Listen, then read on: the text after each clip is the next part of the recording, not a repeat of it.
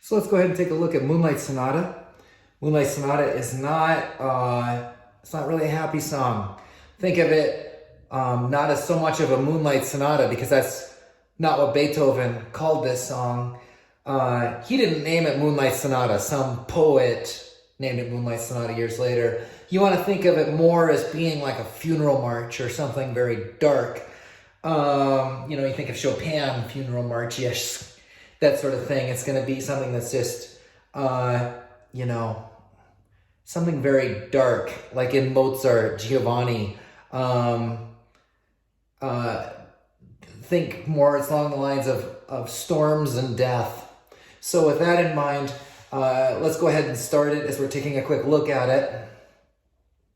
Notice the chords.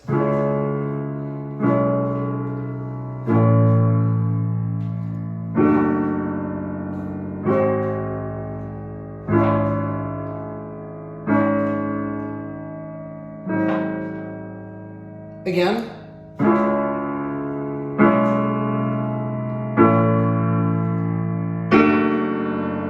This is sort of interesting, isn't it? Third inversion. Here's first inversion of a D. Second inversion. Third inversion.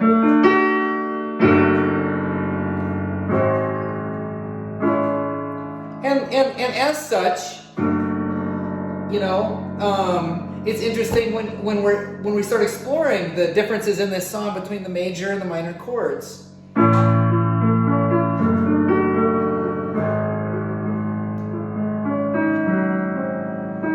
Notice I put a little bit of retard there on the 1, 2, 3, 4th measure. This is totally up to you in terms of your interpretations, I think, as the song goes.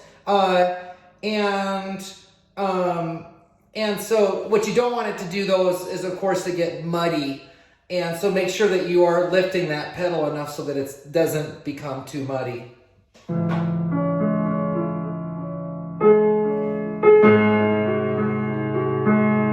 Listen to that situation right here. You hear that right there? It's like a...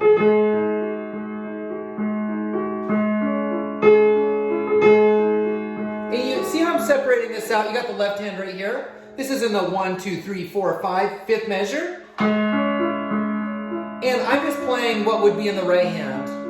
And I want you to get used to this sort of thing. See how that is sort of like a bell that goes off. Bong, ba, bong.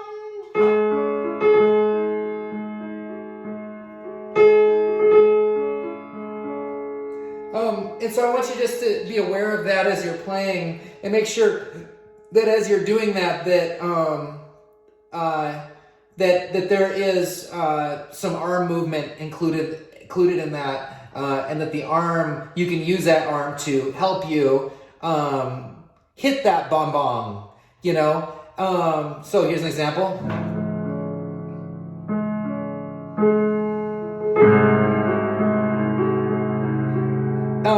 Again, hard for me to get in here. This camera here.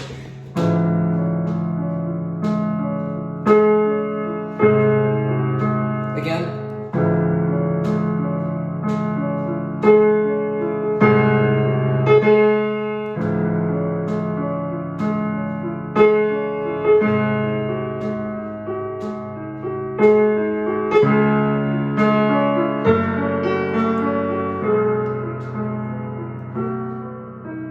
Now notice right here, this is in measure 7/8. I'm getting quieter as this is going along here, in measure 8 in particular. And then all of a sudden, Kapowser's at the end of measure 8. Notice that we have this situation here. You may not be able to make that stretch at the end of measure 8. You don't want to do this so much, some people say. Even though I've done that a lot. You want to make the stretch. You could go like this. You could take your hand and shoot over. So go like this.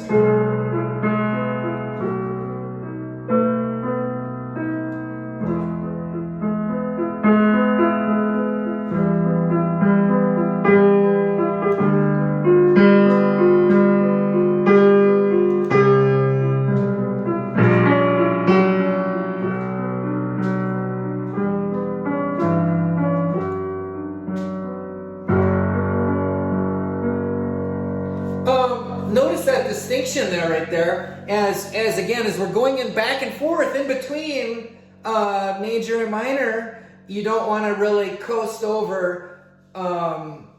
Sometimes when you are going from a major to a minor key, don't coast over that situation.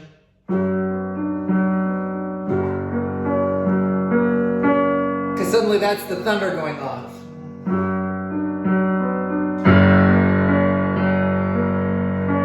Leave that open to interpretation, again, in terms of how you're feeling in the mood of the thunderstorm. But that, of course, is going to, that as we start into measure 13, 14, 15, boy, I mean, the thunder just went off with this, right?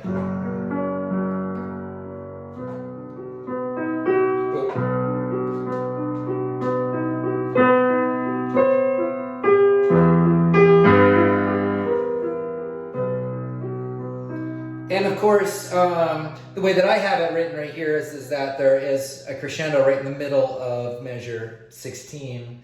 So let's go ahead and just stop right here. Those are just a few things for you to be thinking about as you start the beginning of the song.